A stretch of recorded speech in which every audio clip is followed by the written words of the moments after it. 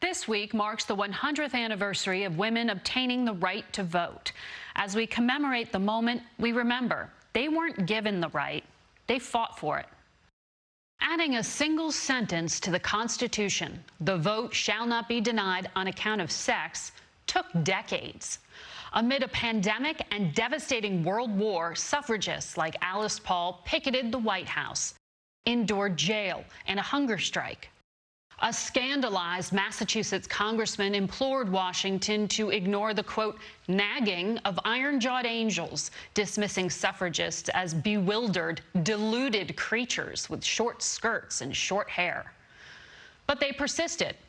So did Carrie Chapman Catt, a savvy political strategist who went state to state swaying local legislatures to ratify the 19th Amendment. They reached the critical 36 states on August 18, 1920. Days later, the amendment, named after suffragist Susan B. Anthony, was adopted, and suddenly more than 20 million women were able to vote in the presidential election that was 11 weeks away. We often think of enfranchisement as a natural democratic evolution, but it wasn't easy to convince men to share power.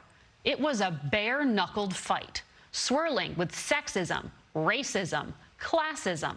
Those were the forces that former slave-turned-activist Sojourner Truth took on decades prior.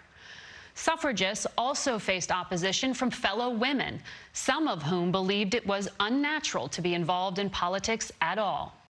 I wish I knew how my great-grandmothers felt.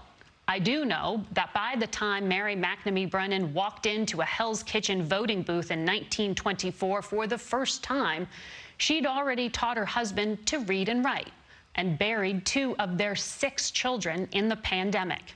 Life was not easy, and for women of color, the 19th Amendment was just a start.